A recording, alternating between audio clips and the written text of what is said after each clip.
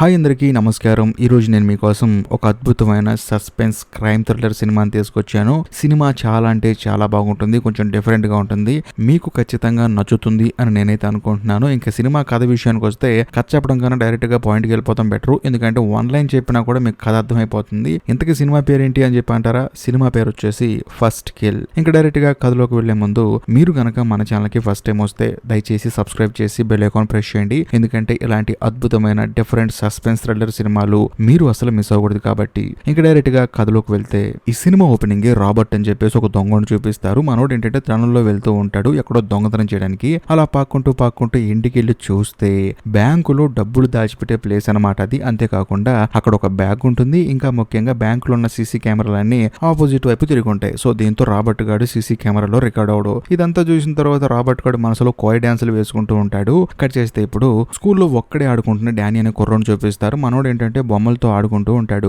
అదే సమయంలో వెనకాల నుంచి ఒక కుర్రోడు వచ్చేసి ఎరా బొమ్మలతో ఆడతావా, నాతో ఆడని చెప్పేసి డానీని గుద్దబోతాడు. కట్ చేస్తే ఇప్పుడు మన కథలో హీరోని చూపిస్తారు. హీరో ఏంటంటే ఆఫీస్ లో చాలా బిజీగా ఉంటాడు అనమాట. తనకి తన భార్య ఫోన్ చేస్తుంది. ఆ అమ్మాయి మన కథలో హీరోయిన్. బేసికల్ గా హీరోయిన్ ఒక డాక్టర్ అనమాట. హీరోకి ఫోన్ చేసి డానీని మళ్ళీ స్కూల్లో పిల్లడు కొట్టాడంటే నువ్వు వెళ్ళొచ్చు కదా అని చెప్పేసి అంటంతో హీరో ఏమంటాడంటే నేను కొంచెం ఆఫీస్ లో బిజీగా ఉన్నానని చెప్పేసి అంటాడు. దాంతో హీరోయిన్ తన కొడుకు దగ్గరికి వెళ్తుంది. ఆ తర్వాత హీరో బాధపడతాడు. ఎందుకంటే తన కొడుకుతో కనీసం టైం స్పెండ్ చేయలేకపోతున్నానని చెప్పేసి. ఆ రోజు సాయంత్రం హీరో ఇంటికి వచ్చిన తర్వాత డానీ గడు ఎక్కడని చెప్పేసి హీరోయిన్ అడుగుతాడు. పిల్లాడు నిద్రపోతున్నాడని చెప్పి అంటంతో హీరో బాధపడుతూ ఉంటాడు. ఎందుకంటే తను నిద్ర మేలుకునే ముందు ఉద్యోగం వెళ్ళిపోతున్నాడు. తన నిద్ర పోయిన తర్వాత ఉద్యోగం నుంచి తిరిగి వస్తున్నాడు. అందుకని అదే సమయంలో హీరోయిన్ ఏమంటుందంటే చూడండి పిల్లాన్ని స్కూల్లో పిల్లలు కొట్టడం ఇది 4వసారి. ఇలాగైతే ఇప్పుడు ఎలా ధైర్యంగా ఉంటాడని చెప్పి అంటంతో హీరో బాధపడుకుంటూ పక్కనున్న ఫోటో చూస్తాడు. ఆ ఫోటోలో హీరోతో పాటు వాళ్ళ నాన్న ఉంటాడు. తానేమో గన్ను పెట్టుకుని ఉంటాడు. అది చూసిన తర్వాత హీరోకి తన చిన్ననాటి జ్ఞాపకాలను గుర్తొస్తాయి. వెంటనే కింద బేస్మెంట్ కి వెళ్లి వాళ్ళ నాన్నగారి గన్ను తీసుకుంటాడు. అప్పుడు హీరో ఏమంటాడంటే ఈ వీకెండ్ వాడికి గన్ను ఎలా కాల్చాలో నేను నేర్పిస్తాను. అంతేకాకుండా ఎవడైనా వాడిని కొట్టడానికి వచ్చినప్పుడు ఎలా రియాక్ట్ అవ్వాలో కూడా నేర్పిస్తానని చెప్పేసి వీకెండ్ కి వాళ్ళ ఊరు వెళ్తాడు. తన కొడుకుని తన భార్యను తీసుకొని. కాకపోతే హీరో వాళ్ళ అమ్మ నాన్న చనిపోయారు. కానీ హీరోకి తెలిసిన ఆంటీ ఉంటుంది అనమాట అక్కడ. ఆవిడకి చెప్పి మేము వస్తున్నాం చెప్పంటంతో ఆవిడ కూడా అన్ని ప్రిపేర్ చేస్తుంది. కాకపోతే వీళ్ళ ఇంటికి వెళ్లే ముందు వీళ్ళకి కావాల్సిన సామాన్లు కొనుక్కుందాం అని చెప్పేసి రోడ్డు పక్కన ఉన్న సూపర్ మార్కెట్ కి వెళ్తారు. వెళ్ళిన తర్వాత సామాన్లను కొనుక్కొని మళ్ళీ ఇంటికి బయలుదేరేటప్పుడు అనుకోకుండా పక్కన ఉన్న కార్ని హీరో గుద్దుతాడనమాట. దాంతో హీరోకి భయం వేస్తుంది. ఖచ్చితంగా వాడు వచ్చి తిడతాడు అని చెప్పేసి. కాకపోతే అక్కడ నుంచి ఒక పోలీస్ వస్తాడనమాట. ఆయన పేరు బ్రూస్ అనమాట. ఆయన వచ్చేసి హీరోతో నవ్వుతూ మాట్లాడుతూ ఉంటాడు. ఎందుకంటే బ్రూస్ కి హీరో తెలుసు, హీరోకి బ్రూస్ తెలుసు. ఇక్కడ ఒక హైలైట్ విషయం ఏంటంటే హీరో వాళ్ళ నాన్నగారికి బ్రూస్ బెస్ట్ ఫ్రెండ్ అనమాట. దాంతో హీరోతో సరదాగా మాట్లాడి కొంచెం చూసుకొని కారు నడుపు అని చెప్పేసి ఆయన అక్కడి నుంచి వెళ్ళిపోతాడు. ఆ తర్వాత హీరో వాళ్ళ ఆంటీ వాళ్ళ ఇంటికి వెళ్తాడు. ఆవిడ కూడా హీరోని బాగా రిసీవ్ చేసుకుంటుంది. ఆ తర్వాత హీరో ఏం చేస్తాడంటే డైరెక్ట్ గా తన కొడుక్కి గన్ను ఎలా కాల్చాలని చెప్పేసి ట్రైనింగ్ ఇస్తూ ఉంటాడు. దాంతో డానీ కూడా గన్ను కాల్చడం చాలా ఫాస్ట్ గా నేర్చుకుంటాడు. హీరోని చూసి ఆశ్చర్యపోతాడు. నువ్వు మామూలుడు కాదురా బాబు అని చెప్పేసి. కట్ చేస్తే మరుసటి రోజు ఫారెస్ట్ లో జంతువులు వేటాడదాం అని చెప్పేసి కొడుకుని తీసుకుని హీరో బయలుదేరతాడు. అలా నడుచుకుంటూ వెళ్తున్నప్పుడు సడన్ గా ఫారెస్ట్ లో తనకు బైక్ కనిపిస్తుంది రోడ్ మీద. సర్లే మనకెందుకు అని చెప్పేసి అలా నడుచుకుంటూ వెళ్తూ ఉంటారు.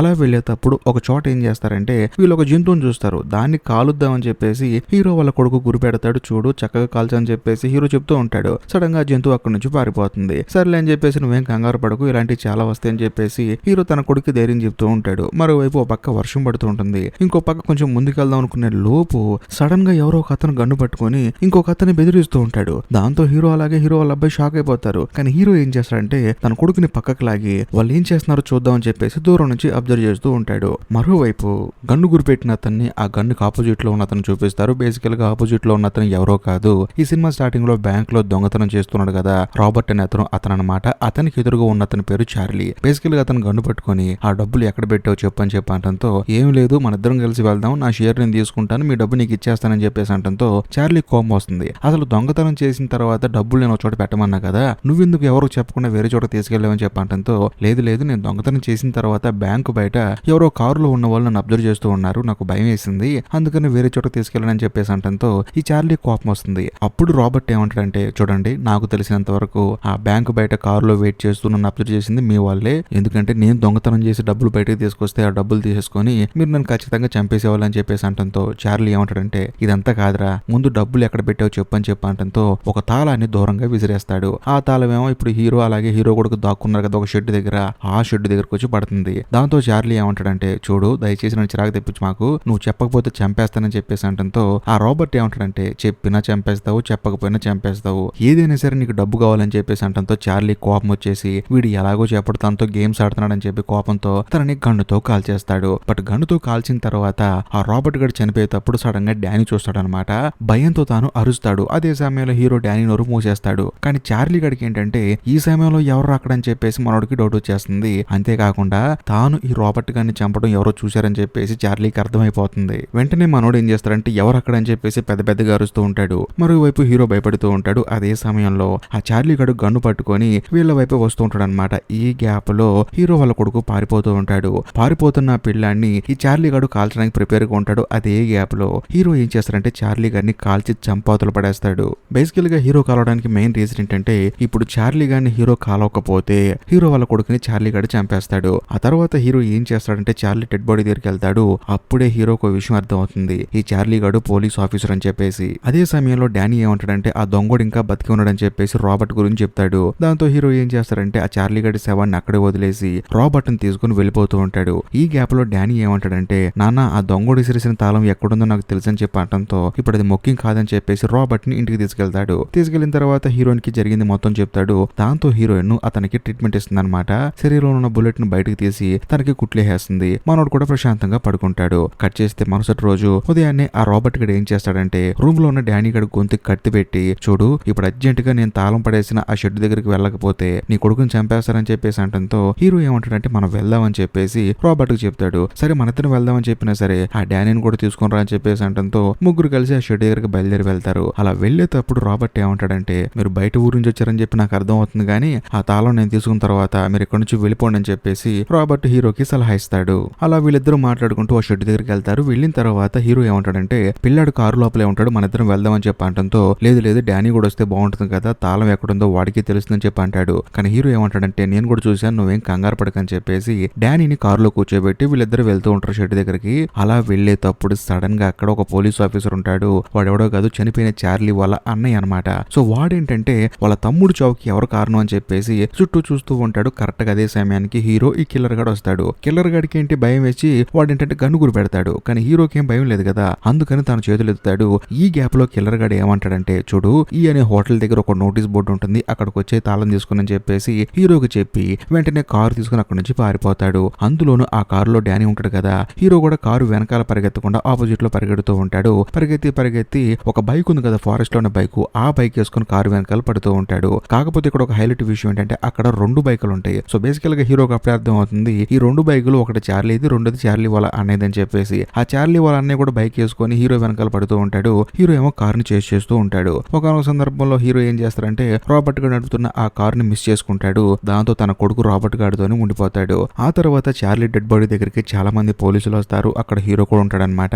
ఎందుకంటే చార్లీ వాళ్ళ అన్నయ్య హీరోని చూశాడు కదా. అదే సమయంలో హీరోయిన్ కూడా అక్కడికి వస్తుంది. అక్కడికి ఒక పోలీస్ ఆఫీసర్ హీరోయిన్ తీసుకొస్తాడు. తీసుకొచ్చిన తర్వాత పిల్లాడు కిడ్నాప్ అని చెప్పేసి అంటాడు. అందులోనూ ఆ దొంగోడిని అంటే రాబర్ట్ గారిని ఇంటికి తీసుకొచ్చింది వాడికి ట్రీట్మెంట్ ఇచ్చింది పోలీసులకి ఏం చెప్పమాకు ఒకవేళ మనం నిజం చెప్తే మాత్రం డానీ గడి ప్రాణాలకు ప్రమాదం అని చెప్పేసి ముందు మన పిల్లాడి సేఫ్టీ మనకు ముఖ్యం అని చెప్పేసి హీరోయిన్ కి చెప్తాడనమాట. దాంతో హీరోయిన్ కూడా సరే అంటుంది. కరెక్ట్ గా అదే సమయంలో అక్కడికి బ్రూస్ వస్తాడు. వచ్చిన తర్వాత హీరోని అడుగుతాడు నువ్వెందుకు ఇక్కడికి వచ్చావని చెప్పి అడిగితే ఏం లేదు పిల్లాడికి గన్ ఫైరింగ్ నేర్పిద్దామని వచ్చాను ఎలా వేటాడాలి చెప్పి చూపిద్దామని వచ్చాను అంతే అంతకు మించి ఏం లేదని చెప్పేసి అంటంతో అసలు ఏం జరిగింది ఇక్కడ అని చెప్పేసి అడుగుతాడు. ఏముంది చార్లీ వాళ్ళ అన్నయ్య ఆ తర్వాత ఈ దొంగోడు రాబర్ట్ ఇద్దరు కొట్టుకుంటున్నారు. ఆ తర్వాత రాబర్ట్ గాడే నా కారు వేసుకుని నా పిల్లాడిని తీసుకుని పారిపోయారని చెప్పేసి అంటాడు. అయినా నువ్వు నీ పిల్లాడికి గన్ షూట్ నేర్పిస్తుంటే నీ పిల్లాడు కారులో ఎందుకు ఉన్నాడని చెప్పేసి అంటంతో హీరో ఏమంటాడంటే అంతకు ముందు చార్లీ గడు ఆ తర్వాత రాబర్ట్ గడు ఇద్దరు కొట్టుకున్నారు. చార్లీ గారిని రాబర్ట్ గడు షూట్ చేసేసాడు. కాకపోతే నేనే అన్నాను వెళ్ళి ఫస్ట్ ఎయిడ్ కిట్ తీసురా అని చెప్పేసి అందుకని మా వాడు కారులోకి వెళ్ళాడు. ఆ తర్వాత చార్లీ వాళ్ళ అన్నయ్య వచ్చాడు. వాడు రాబర్ట్ గారిని కాలుస్తున్నాడు అని చెప్పేసి ఆ రాబర్ట్ గాడు ఆ కారు తీసుకొని నా పిల్లాన్ని తీసుకుని పారిపోయాడని చెప్పేసి అంటంతో బ్రూస్ కి డౌట్ వచ్చేసి చార్లీ వాళ్ళ అన్నయ్య అడుగుతాడు నువ్వు రావడానికి ముందు ఏమన్నా గన్ సౌండ్ వినిపించిందా అని చెప్పేసి అంటంతో అలాంటిది ఏం లేదండి అని చెప్పేసి అంటాడు. దాంతో బ్రూస్ కి అర్థమైపోతుంది హీరో అబద్ధం చెప్తున్నాడు అని చెప్పేసి. అప్పుడు మనోడు ఏమంటాడంటే చూడు హీరో గారిని కొంచెం నువ్వు అబ్జర్వ్ చేస్తూ ఉండు మిగతాది నేను చూసుకుంటా అని చెప్పేసి అంటాడు. కట్ చేస్తే మరోవైపు రాబర్ట్ ని చూపిస్తారు. మనోడు ఏంటంటే హీరో వాళ్ళ కొడుకుని కారులో తీసుకెళ్తూ ఉంటాడు. వెళ్ళేటప్పుడు హీరో వాళ్ళ కొడుకు భయపడకుండా ఉండడానికి వాడితో క్యాజువల్ గా మాట్లాడుతూ ఉంటాడు. ఆ తర్వాత కారు ఒక చోట ఆపేసి ఇద్దరు నడుచుకుంటూ వెళ్తూ ఉంటారు. అలా వెళ్ళేటప్పుడు కూడా హీరో కొడుకు ఎటువంటి భయం లేకుండా సరదాగా రాబర్ట్ తో మాట్లాడుతూ ఉంటాడు. ఇంకోవైపు మన కథలో హీరోని చూపిస్తారు. హీరోయిన్ ఏమంటాడంటే నువ్వేం కంగారు పడకు ఈ అనే హోటల్ ఒకటి ఉంది అక్కడ నోటీస్ బోర్డు దగ్గర రమ్మని చెప్పేసి ఆ రాబర్ట్ గారు చెప్పాడు. ఎలాగైనా సరే సాయంత్రం వెళ్ళి పిల్లాన్ని నేను తీసుకొస్తాను నువ్వు భయపడమాకని చెప్పేసి తన భార్యకి ధైర్యం చెప్పి చీకటి అవడం కోసం వెయిట్ చేస్తూ ఉంటాడు. కట్ చేస్తే మరోవైపు మరోవైపు రాబర్ట్ ని చూపిస్తారు. మనోడు ఏంటంటే డానీని తీసుకెళ్లాడు కదా, ఒక ఇంటికి తీసుకెళ్తాడనమాట. ఆ ఇల్లు ఎవరిదో కాదు, రాబర్ట్ వాళ్ళ గర్ల్ ఫ్రెండ్ ది. అంతేకాకుండా ఆ ఇంట్లో పెద్ద ఆవిడ మంచానికి పరిమితం అయిపోయి ఉంటుంది. ఆవిడెవరో కాదు, రాబర్ట్ వాళ్ళ గర్ల్ ఫ్రెండ్ వాళ్ళ అమ్మ, అంటే కాబోయే అత్త అనమాట. అదే సమయంలో డానీ ఏమంటాడంటే నేను వాష్రూమ్కి వెళ్ళి వస్తా అని చెప్పి వెళ్తాడు. కాకపోతే తప్పించుకుందామని చూస్తాడు, కానీ మనోడికేమో తప్పించుకోవడం కుదరదు. ఆ తర్వాత వాష్రూమ్ నుంచి బయటకు వస్తాడు. వచ్చిన తర్వాత రాబర్ట్ వాళ్ళ అత్తయ్యని చూసి ఎవరు ఇవ్వడని చెప్పి అడిగితే మా అత్తయ్య. మరి ఎందుకు ఇలా ఉందని చెప్పి అడిగితే ఆవిడకి క్యాన్సర్ వచ్చింది, కాకపోతే ట్రీట్మెంట్ కి డబ్బులు లేవని చెప్పేసి అంటంతో డానీ కూడా అవునా అని చెప్పేసి అంటాడు. ఆ తర్వాత రాబర్ట్ ఏం చేస్తారంటే డానీకి వీడియో గేమ్స్ అంటే చాలా ఇష్టం కదా, అందుకని వీడియో గేమ్ పెట్టి తనని ఆడుకోమంటాడు. ఆ తర్వాత తన ఫ్రెండ్ కి ఫోన్ చేసి ఈ అనే హోటల్ దగ్గర నోటీస్ బోర్డు ఉంది కదా, దాంట్లో ఒక నోటీస్ పెట్టి ఇలా రాయని చెప్పేసి ఒక ఇన్ఫర్మేషన్ చెప్తాడు అనమాట. వాళ్ళ ఫ్రెండ్ కూడా సరే రాసి పెడతా అని చెప్పేసి అంటాడు. మరోవైపు మన కథలో హీరోని చూపిస్తారు. హీరో ఏంటంటే ఫస్ట్ తాళం తీసుకుందాం అని చెప్పేసి ఆ షెడ్ దగ్గరికి బయలుదేరతాడు అనమాట. కారు వేసుకుని హీరో బయటికి వెళ్ళిన తర్వాత హీరోని ఫాలో చేస్తూ చార్లీ వాళ్ళన్నీ కూడా వెనకాల కారులో వస్తూ ఉంటాడు. అదే సమయంలో హీరో షెడ్ దగ్గరికి వెళ్ళిన తర్వాత మళ్ళీ ఎందుకు వచ్చి ఇక్కడికి అని చెప్పేసి హీరోని క్వశ్చన్ చేస్తాడు. దాంతో హీరో ఏం చేస్తారంటే చార్లీ వాళ్ళ అన్నయ్యని కొట్టి ఒక చెట్టుకి హ్యాండ్ కప్స్ చేసేసి అక్కడున్న తాళం వెతుక్కొని రాబర్ట్ దగ్గరికి బయలుదేరతాడు. మరోవైపు రాబర్ట్ గడేమో డానీతో కలిసి కూర్చొని చక్కగా వీడియో గేమ్ ఆడుతూ ఉంటాడు. అప్పుడు డానీ రాబర్ట్ అడుగుతాడు అనమాట, అవును నువ్వు ఆ దొంగతనం ఎందుకు చేసావని చెప్పి అంటంతో ఏముంది చేసింది నేను సరే చేపించింది వాళ్ళే కదా అని చెప్పి అంటంతో ఎవరని చెప్పేసి డానీ అడుగుతాడు. ఎవరో కాదు ఆ చార్లీ గాడు, చార్లీ వాళ్ళ అన్నయ్యే ప్లాన్ వేసి బ్యాంకులో పంపించారు. ఆ తర్వాత దొంగతనం చేశాను, లోపల సీసీ కెమెరాలని టర్న్ చేసి పెట్టారు, మొత్తం సెట్ చేసింది వాళ్ళే, డబ్బులు మొత్తం తీసుకుని ఒక షెడ్ దగ్గరికి వెళ్ళమన్నారు. అదేంటంటే 15 సంవత్సరాలు క్లోజ్ చేసి ఉన్న షెడ్ అనమాట. కానీ నేను అక్కడికి వెళ్ళి చూస్తే అక్కడ ఒక కారు ఆగింది. ఒకవేళ నేను లోపల డబ్బులు పెట్టి బయటకు వచ్చేటప్పుడు ఆ కారులో ఉన్న వాళ్ళని చంపేస్తారని భయం వేసి డబ్బులు తీసుకుని అక్కడ నుంచి పారిపోయి వేరే చోట దాచిపెట్టాను. అందుకనే ఆ చార్లీ గారు డబ్బు కోసం నా దగ్గరికి వచ్చాడు. ఆ తర్వాత నన్ను కాల్ చేశాడు, నేను ఏమనుకుని ఇది జరిగిందని చెప్పి అంటంతో డానీ ఏమంటాడంటే సరే ఇదంతా బానే ఉంది, అసలు నీకు డబ్బు ఎందుకు అంత అవసరం వచ్చింది, ఆ డబ్బుతో నువ్వేం చేస్తావు అని చెప్పేసి అంటంతో చేసేదేముంది, మా అత్తయ్య ఉంది కదా లోపల, నా గర్ల్ ఫ్రెండ్ వాళ్ళ అమ్మ, పాపం వాడికి క్యాన్సర్ ట్రీట్మెంట్ కి డబ్బులు లేవు, అందుకే చేశారని చెప్పేసి అంటంతో డానీకి రాబర్ట్ మీద ఒక ఎఫెక్షన్ స్టార్ట్ అవుతుంది. పాపం వీడు మంచోడే, కాకపోతే ట్రీట్మెంట్ కోసం డబ్బులు దొంగతనం చేశాడనే ఫీలింగ్ మొదలవుతుంది. కట్ చేస్తే మరోవైపు మన కథలో హీరోని చూపిస్తారు. ఆ కీ తీసుకొని ఈ అనే హోటల్ దగ్గర ఉన్న నోటీస్ బోర్డు దగ్గరికి వెళ్తాడు. వెళ్ళి చూస్తే ఆ నోటీస్ బోర్డులో ఓ పేపర్ మీద ఇలా రాసి ఉంటుంది అనమాట, కొడుకు కోసం తండ్రి చేసే త్యాగం అని చెప్పేసి. దాని మీద నెక్స్ట్ హీరో ఎక్కడికి వెళ్ళాలో అడ్రస్ రాసి ఉంటుంది. వెంటనే హీరో కూడా అడ్రస్ కి బయలుదేరిపోతాడు. కట్ చేస్తే మరోవైపు బ్రూస్ ఏం చేస్తాడంటే ఒక పోలీస్ ని ఆ రాబర్ట్ వాళ్ళ ఇంటికి పంపిస్తాడు. వాడు దొరికాడా లేదని చెప్పి అడుగుతాడు. అక్కడికి వెళ్ళిన పోలీస్ ఏమంటాడంటే సార్ ఇక్కడ ఎవరు లేరండి, కనీసం వాడి గర్ల్ ఫ్రెండ్ కూడా లేదని చెప్పేసి అంటంతో ఈ బ్రూస్ అనే పోలీస్ ఆఫీసర్ ఇంకేం క్లూ దొరకలేదని చెప్పి అడుగుతాడు. లేదండి ఇంటి నిండా క్యాన్సర్ పోస్టర్లు ఉన్నాయని చెప్పేసి అంటంతో అప్పుడు బ్రూస్ కి అర్థం అవుతుంది ఒకవేళ ఈ రాబర్ట్ గడి క్యాన్సర్ ఉందేమో అని చెప్పేసి ఆ ఊర్లో ఉన్న గవర్నమెంట్ హాస్పిటల్ కి ఫోన్ చేస్తాడు. ఫోన్ చేసి క్యాన్సర్ పేషెంట్ల లిస్ట్ ఉంటే చెప్పమని చెప్పేసి అంటంతో ఆవిడ కూడా లిస్ట్ మొత్తం బయట తీస్తుంది. ఆ లిస్ట్ లో రాబర్ట్ అనే పేరుందని చెప్పి అంటంతో లేదండి అని చెప్పేసి అంటుంది. సరే రాబర్ట్ గడి గర్ల్ ఫ్రెండ్ పేరు చెప్పి ఈ అమ్మాయి పేరుందని చెప్పి అంటంతో లేదండి అని చెప్పేసి అంటుంది. సర్లే అని చెప్పేసి బ్రూస్ కాల్ కట్ చేసే సమయానికి అవతల వైపున నర్స్ ఏమంటుందంటే ఈ రాబర్ట్ గడి గర్ల్ ఫ్రెండ్ పేరు క్యాన్సర్ పేషెంట్ లిస్ట్ లో లేదు, కానీ క్యాన్సర్ వచ్చిన పేషెంట్ కి రిలేటివ్ గా పేరుందని చెప్పి అంటంతో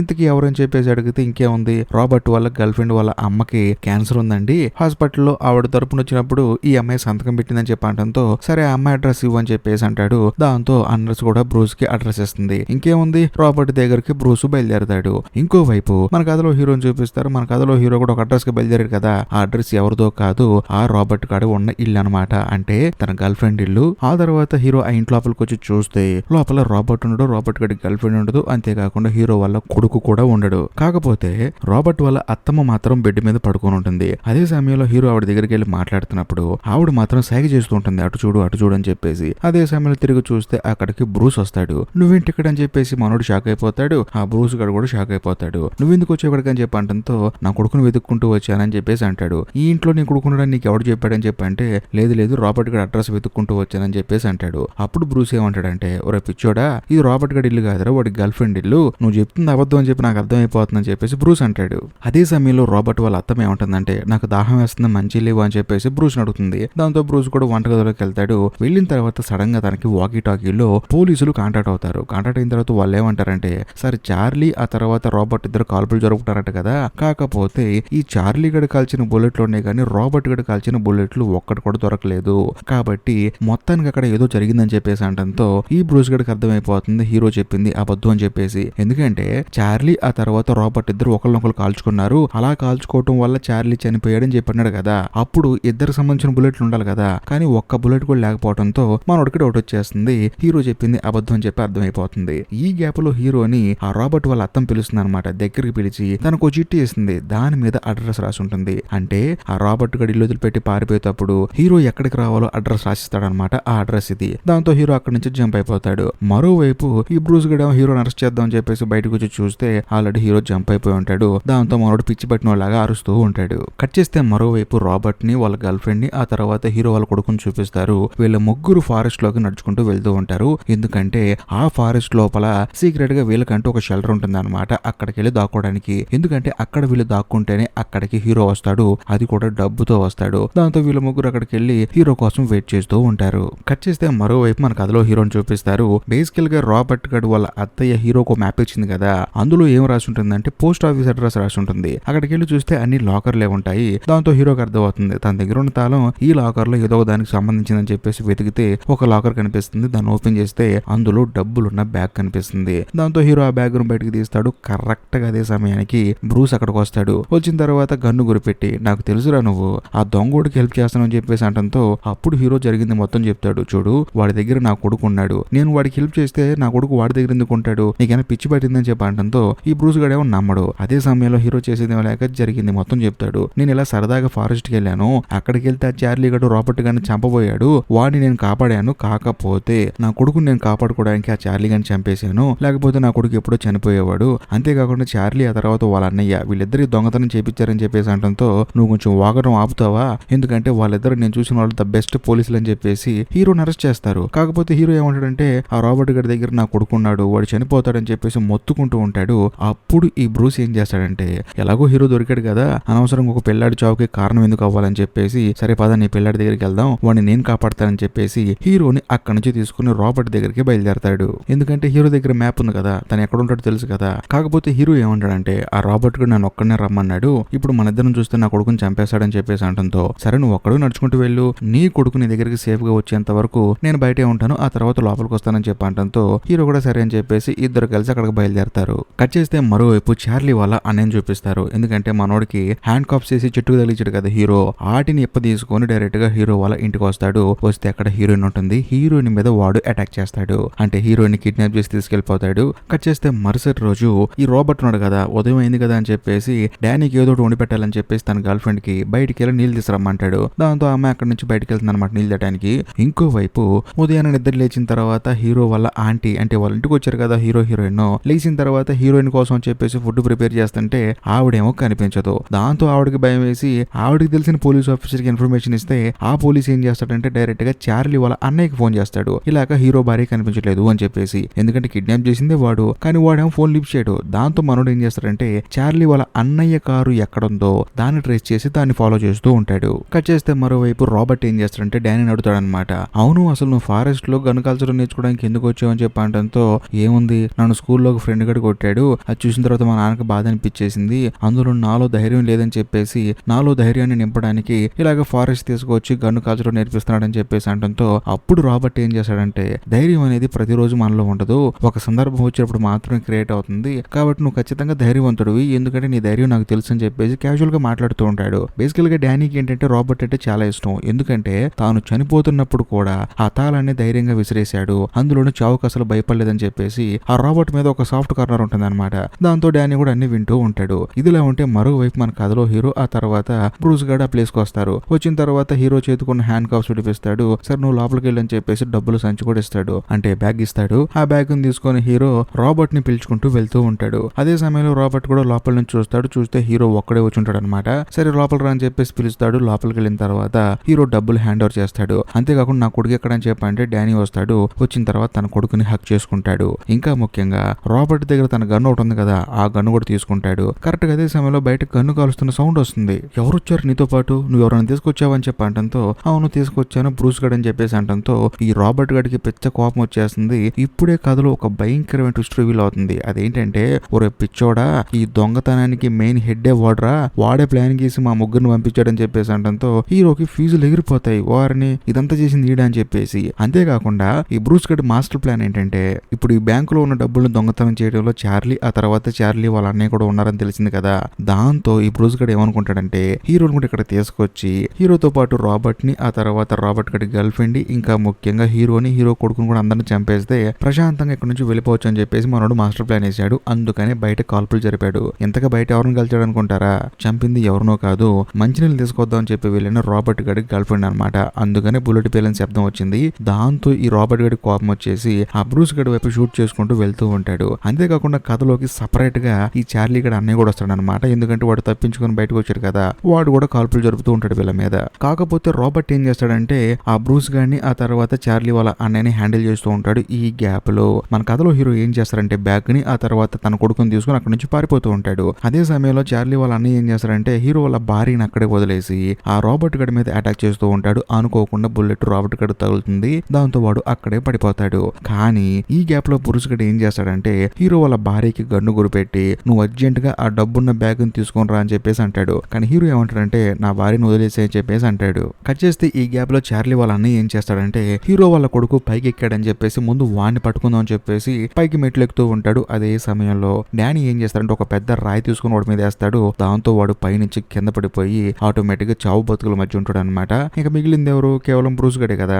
అదే సమయంలో హీరో వాళ్ళ కొడుకు డానీ ఏం చేస్తాడంటే చార్లీ వాళ్ళ అన్నయ్య దగ్గర ఉన్న గన్ను తీసుకొని మా అమ్మను వదిలిపెట్టు లేకపోతే చంపేస్తానని చెప్పేసి బ్రూస్ కి గురి పెడతాడు. దాంతో బ్రూస్ ఏమంటాడంటే చూసావా నీ భార్య నీ కొడుకు ఇద్దరు నా చేతిలో చేస్తున్నారని చెప్పేసి అంటంతో హీరోకి ఏం అర్థం కాదు. అదే సమయంలో ఆ రాబర్ట్ గడి లెగిసి బ్రూస్ ని పెద్దగా పిలుస్తాడు అనమాట. దాంతో మనోడు ఏం చేస్తాడంటే తిరిగి ఆ రాబర్ట్ ని కాల్ చేస్తాడు. ఈ గ్యాప్ లో హీరో భార్య కిందకి బెండ్ అయిపోతుంది. దాంతో హీరో కరెక్ట్ గా ఆ బ్రూస్ గడిని ఎత్తికి షూట్ చేస్తాడు. దాంతో మనోడు అక్కడే చనిపోతాడు. కానీ ఈ సినిమాలో ఒక అద్భుతమైన విషయం ఏంటంటే హీరో వాళ్ళ కొడుకు డానీ ఉన్నాడు కదా, వాడేంటంటే వాళ్ళ అమ్మ దగ్గరికి వెళ్ళి ఏడుస్తాడు అనుకుంటే కింద పడిపోయి చావు బతుకుల మధ్యలో ఉన్న రాబర్ట్ దగ్గరికి వెళ్ళి ఏడుస్తూ ఉంటాడు. ఎందుకంటే వీళ్ళిద్దరికి మంచి ఎఫెక్షన్ కుదిరింది కదా, అందుకని తాను చనిపోతున్నాడని చెప్పేసి ఏడుస్తూ ఉంటాడు. ఆ తర్వాత హీరో వాళ్ళ ఆంటీ ఉంది కదా, ఆవిడ ఆల్రెడీ పోలీస్ కంప్లైంట్ ఇచ్చింది కదా, అతను కూడా చార్లీ వాళ్ళ అన్నయ్య కారుని ట్రేస్ చేసుకుంటూ వస్తూ ఉన్నాడు కదా, అతను కూడా మిగతా పోలీసులందరినీ తీసుకొస్తాడు. దాంతో అక్కడికి పోలీసులు అందరూ వస్తారు. వచ్చిన తర్వాత హీరోని హీరో భార్యని ఆ తర్వాత హీరో వాళ్ళ కొడుకుని కాపాడతారు. వాళ్ళకేం కాదనుకోండి. అంతేకాకుండా